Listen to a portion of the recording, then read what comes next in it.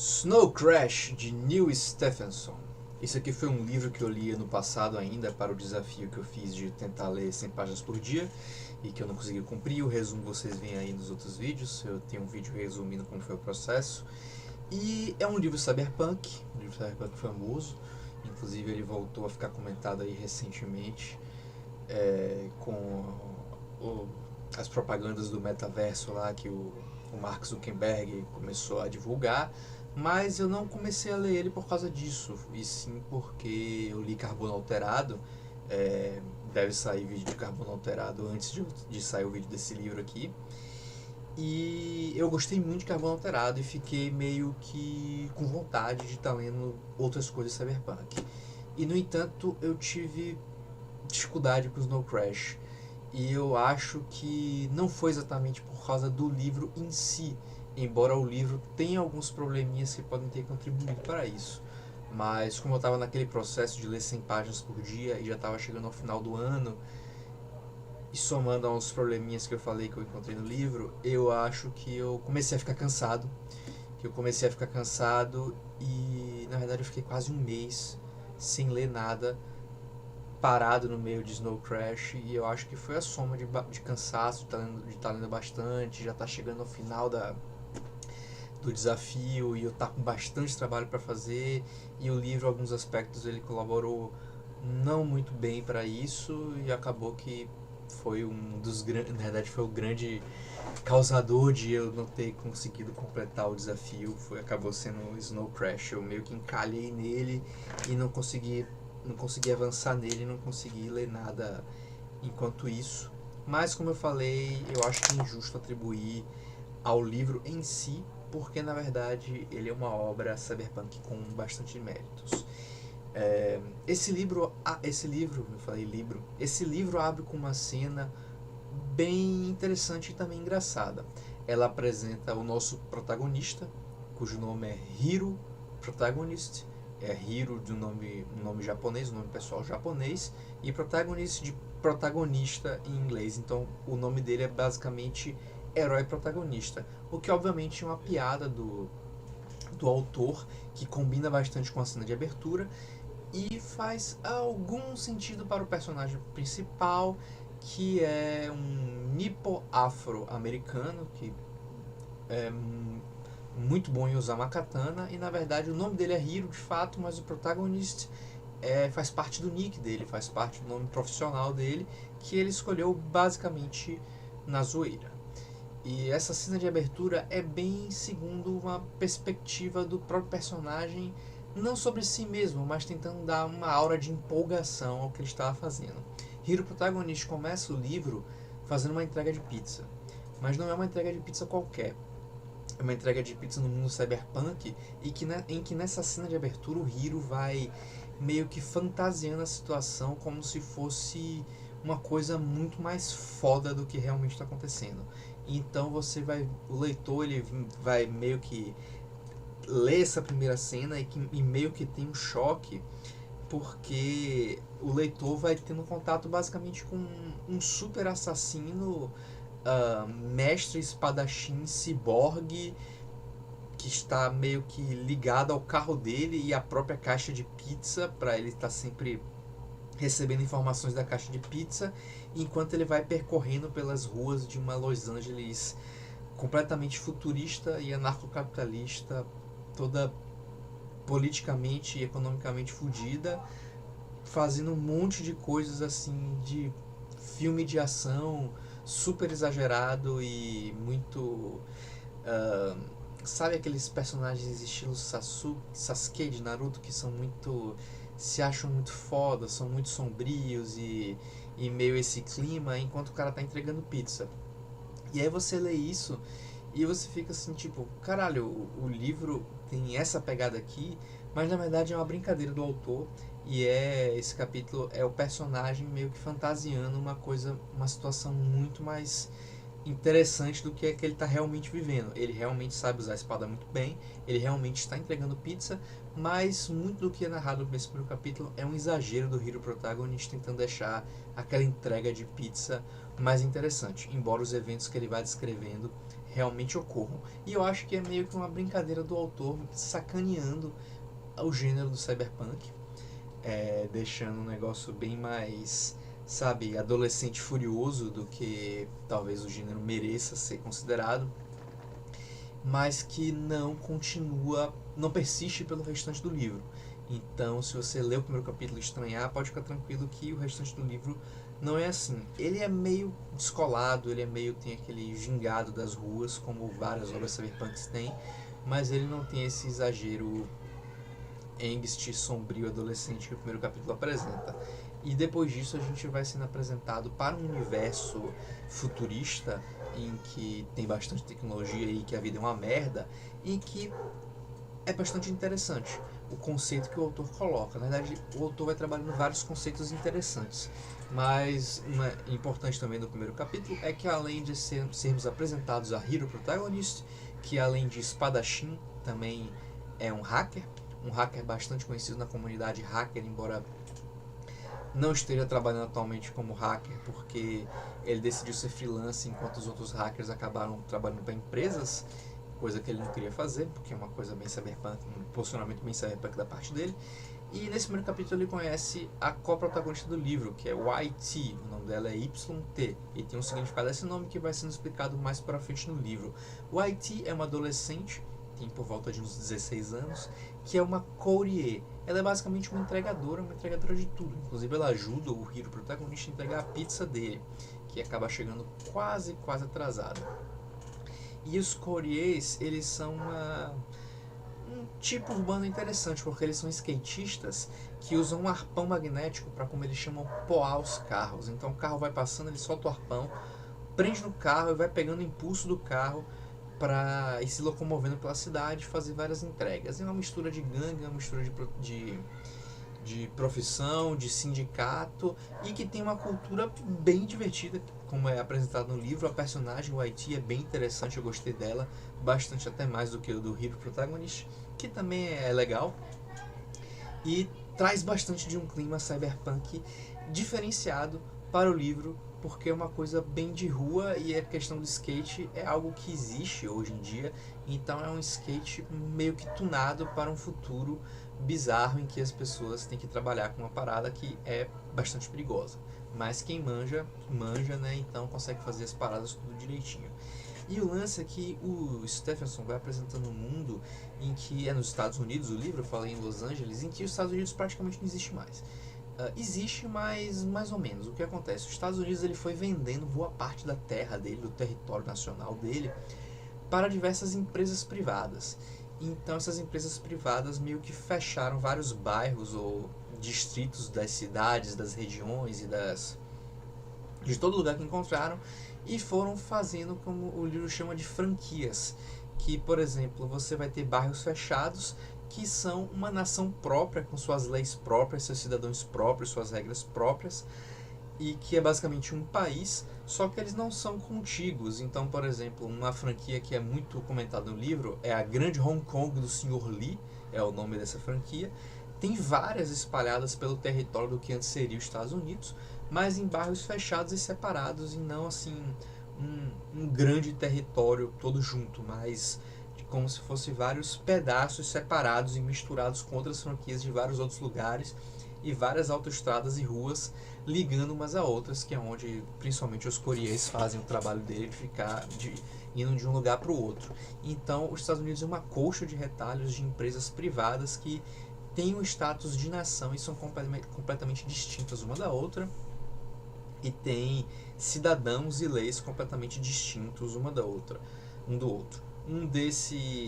Uma dessas outras franquias é a máfia italiana, que também é uma franquia e tem vários desses territórios, que nem a Grande Hong Kong do Sr. Lee, e que inclusive a máfia italiana tem uma grande presença no livro, já que, bom, a máfia italiana gera um negócio com a fachada meio que legítima, que é o negócio da entrega de pizzas sempre na hora exata, é a propaganda que eles fazem, além de outros empreendimentos criminosos. E esse grupo ele acaba tendo uma grande importância no livro, primeiro pelo Hero estar trabalhando para eles no início do livro, e como a YT meio que salva a entrega do Hiro porque ele fez uma merda e acabou batendo o carro dentro de uma piscina vazia, já que tem que dirigir a velocidades insanas para conseguir entregar as coisas na hora prometida.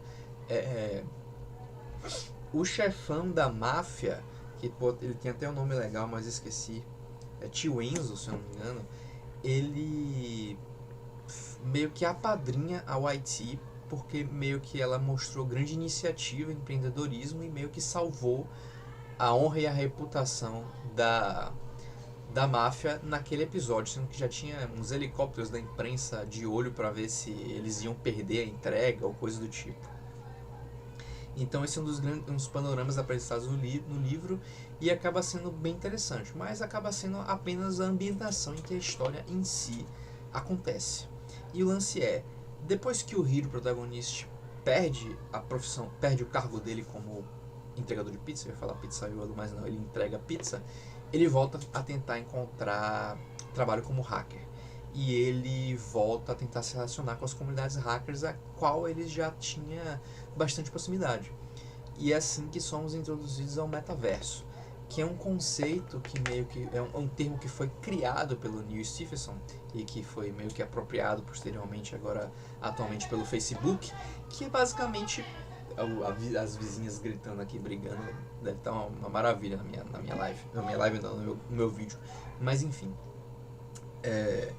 O metaverso é meio que uma realidade virtual que funciona basicamente como um MMORPG. É a ideia de realidade virtual que a gente tem atualmente e que foi fundamentada aqui no livro do Snow Crash, que é um mundo virtual em que você entra e tem uma visão, em que você tem um avatar lá em primeira pessoa e está vendo todas as pessoas ao seu redor. Você anda, caminha com seu avatar, isso conectado a um terminal no mundo real, interage com outras pessoas de vários lugares, tem um mundo completamente fictício que segue algumas regras um pouco de jogo digital que existem até no livro, o livro é comentando sobre isso, mas não menciona sobre jogos digitais. Na verdade o livro não comenta sobre jogos. Então é muito parecido com aquela... Puta que me pariu. Então é muito parecido com aquele mundo virtual descrito no Jogador número 1, que acabou tendo certa fama aí nos anos passados, não lembro que ano ele foi lançado, ganhou até filme, mas isso começa a existir aqui em Snow Crash, e que é diferente. Realidade virtual não é um conceito novo. Um livro mais antigo que o Snow Crash, e eu acho que até mais famoso, que era o Neuromancer, ele já lidava com essa ideia de realidade virtual. Só que a matriz do Neuromancer não é uma realidade bonitinha que nem a gente pensa hoje em dia, que como se fosse um RPG em primeira pessoa. A matriz no Neuromancer é algo muito mais abstrato, muito mais assim, não exatamente dentro do código, mas você se misturando ao virtual de uma forma que diferente de você estar entrando no virtual como se fosse uma representação humana sua. Então o Neuromancer é muito mais de meio que surfar na rede de uma forma assim bem mais primitiva, talvez, de você se misturar à própria internet, a própria conexão. E claro que tem diversos tipos de interface, diversos tipos de representações que não é como se você tivesse se misturando a zeros e uns e coisas do tipo, mas muito diferente do conceito de metaverso que é apresentado aqui em Snow Crash. E a partir daí, o metaverso é um lugar ainda que não é de grande adesão, não é todo mundo que consegue acesso ao metaverso, são poucas pessoas que têm condições de estar acessando o metaverso e que têm necessidade de estar acessando o metaverso, mas existe obviamente uma grande comunidade de hackers do metaverso, que foram os caras que programaram aquele negócio. Então a gente pensa assim, como se fosse a realidade alternativa do Jogador número 1, só que no início, quando ainda não era algo mundial, mas quando ainda não era algo que quase todo mundo podia utilizar. Então, pouquíssimas pessoas utilizam o metaverso. Eu diria que menos de 1% da população. É uma coisa ainda em expansão. E que o Hiro protagonista, apesar de estar fudido e mal pago, morando junto com um amigo que tem uma banda de punk rock num galpão, sabe? Como se fosse um depósitozinho pequenininho onde as pessoas Enfim, num lugar fodido, num armazém pequenininho, que nem casa é na verdade, mas uma série de armazéns em que ele tem uma parte só dele. Ele tem acesso a esse negócio porque ele era um hacker, ele ajudou a programar o metaverso, e lá ele tem contato com o elemento do livro que é o Snow Crash. Ele acaba descobrindo uma droga que oferecem para ele, uma droga virtual, em que ele não dá muito assim, oferece, não, tem uma droga aqui virtual, vai lhe dar um barato.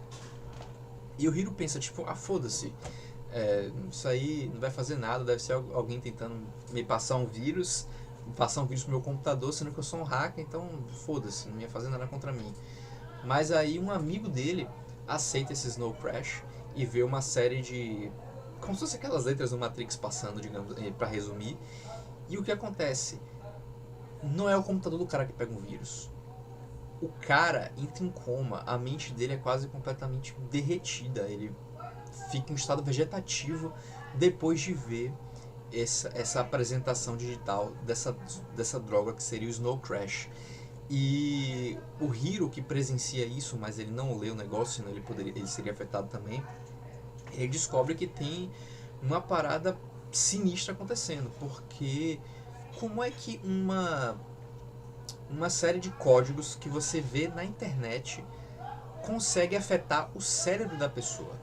Isso é algo que para o Hiro protagonista seria uma coisa completamente impossível de se acontecer.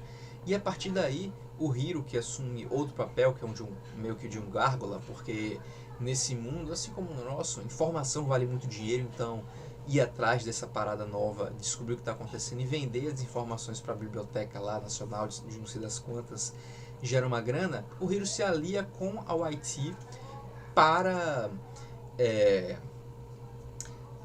pegar mais informações sobre isso e pegar um trabalho mesmo de investigação, de poder estar ganhando uma grana descobrindo mais sobre isso. Eles acabam se metendo numa espécie de conspiração que envolve um ricaço chamado Bob Hive, que basicamente comprou uma igreja, a grande igreja do Sr. Wayne, se não me engano, que também é uma franquia, que está propagando esse vírus para diversos hackers, mas não só para os hackers, como também para as pessoas normais, embora a versão digital só pegue nos hackers por um motivo interessante.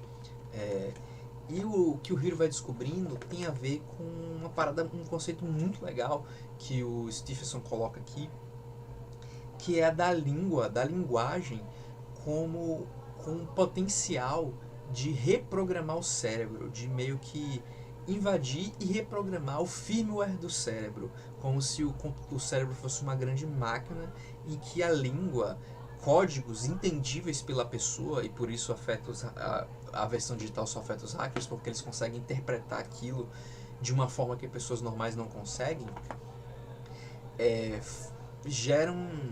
consegue alterar a própria mente da pessoa e fazer com que ela fique... Bom, primeiro ela pode entrar nesse estado vegetativo que afetou o amigo do Hiro, mas com que ela seja completamente desvirtuada e até mesmo perca algumas capacidades, como a capacidade da fala.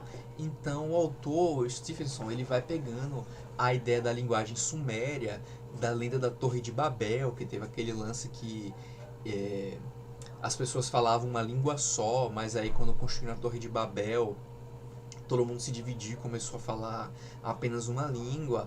O autor vai lidando com a ideia de uma linguagem enquanto um vírus, de um conceito enquanto vírus, de magia da língua, que na verdade seria uma reprogramação do cérebro das pessoas, e tudo bastante pautado em ficção científica. Não tem magia de fato, mas lidando com coisas que já entram num campo bastante especulativo, ainda que dentro da ficção científica. Então, uma ficção científica soft, mas nesse lance da linguagem, da reprogramação, da forma de lidar com o metaverso, e na verdade essa parada suméria tem bastante foco no livro, faz Snow Crash ser uma obra bastante única, em que tem uma pegada bastante diferente do Neuromancer. Você lê e reconhece claramente como um cyberpunk, mas um cyberpunk diferente talvez do que estava sendo produzido a imitação do Neuromancer. Então o Stephenson aqui, ele realmente conseguiu fazer uma parada bem nova e única e que teve bastante influência também, apesar de não ter eclipsado a influência do Neuromancer. É um livro que eu recomendo, no entanto, porque assim, o conceito dele, a proposta dele, os personagens são legais, algumas cenas são legais, e a ambientação é bastante legal. Eu tô tentando tirar o som da caixa de som aqui. Mas eu senti que na parte da narração teve alguns problemas. Chega um momento que eu comecei a perceber que o livro estava tendo com dificuldade em avançar em alguns mistérios que ele estava se propondo, em alguns conceitos que ele estava se propondo, e deu algumas voltas que pareciam desnecessárias. Mas pior do que isso é que o Hero Protagonist, ele consegue meio que a chave para desvendar um mistério de um modo que foi completamente anticlimático e que tirou a parte como posso dizer, da catarse do personagem investigar uma coisa, passar por um risco e conseguir desvendar uma coisa que, caramba, então era isso que estava acontecendo, é isso aqui que eu preciso resolver. Que o personagem, o Hero, ele passa por basicamente 3 cenas que são iguais, pesquisando numa biblioteca digital, conversando com uma inteligência artificial limitada, que é basicamente um bibliotecário digital que auxilia em pesquisas. E aí ele já tinha o material que ele precisava e foi fazendo as perguntas, e quando conseguiu fazer a pergunta certa, que o bibliotecário conseguiu interpretar direito, o bibliotecário passou a informação que o Hiro precisava, e o Hiro linkou as coisas e conseguiu resolver. Então é isso que eu tenho que fazer, tenho que ir para tal lugar. E foi uma coisa assim que acabou sendo tão repetitiva, porque ele já tinha assistido cenas idênticas àquela. Anticlimático, porque não teve nenhum desafio, não teve nenhum sacrifício, não teve nenhuma ação para o personagem desvendar aquilo. E acabou que o ritmo do livro, quando chega nessa parte, desceu muito. O Hiro tava nessa de ficar pesquisando e foi chato, foi meio que assim... não foi muito interessante a forma como o autor construiu isso. A YT também estava numa situação meio que não estava indo para frente até o lado dela nessa parte, mas que acontecem umas coisas aleatórias que eu achei um pouco forçação de barra. E aí foi chegando no final, as coisas foram se intensificando, até ficou legal o final, as cenas de ação, as cenas de resolução de conflitos, até meio que eu diria que salvou o final, porque teve uns momentos bem legais. Mas tem uma parte no livro, eu diria assim, entre os 60% e 80% que não teve um ritmo bom. E eu posso ter errado a porcentagem de onde foi essas partes, mas e esse ritmo que não estava bom, e eu que já estava meio que cansado do desafio, e peguei um livro que o ritmo não conseguiu nessa parte, não consegui, sabe, entrar no ritmo do livro. Eu acho que o ritmo foi mal construído nessa parte, acabou me prejudicando a leitura, e eu acabei tendo dificuldade para gostar do livro. E provavelmente se eu tivesse feito esse vídeo assim que eu tivesse terminado ele, ou uma semana depois, eu teria sido muito mais crítico, injustamente eu acredito, porque o livro tem muitos méritos, embora infelizmente ele tenha passado aí por essa parte que eu acho que foi uma falha do autor na hora de escrever o que ele estava se propondo. Mas ainda assim, o Snow Crash é um livro bem legal, que tem propostas e conceitos bem legais, e eu creio que todo mundo que se interessa por Cyberpunk vai gostar da leitura.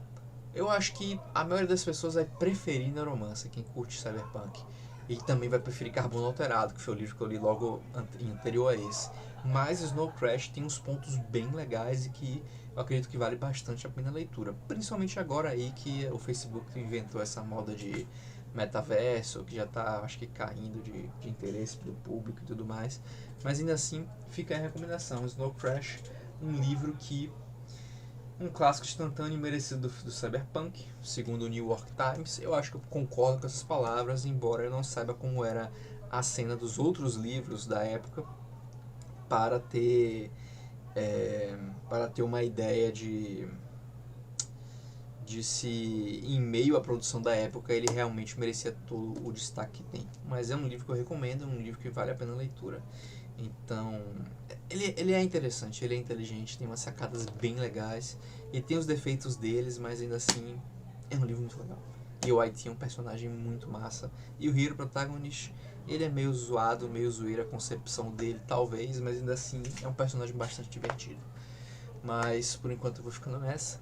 Espero que vocês tenham gostado desse meu vídeo review. Tem um tempão que eu não gravo vídeo review de livro. Tem mais de 2 meses que eu gravei o último. Tô gravando esse aqui em 25/3. Ainda nem sei quando eu vou postar, porque tem vídeo atrasado pra caralho. Mas é legal. Eu tenho dificuldade em sentar e começar a gravar, porque eu fico com preguiça, fico sem vontade. Mas quando eu começo a gravar, as coisas fluem, as coisas vão saindo e eu consigo falar legalzinho, eu acho, do livro. Então, espero que tenham gostado dessa minha...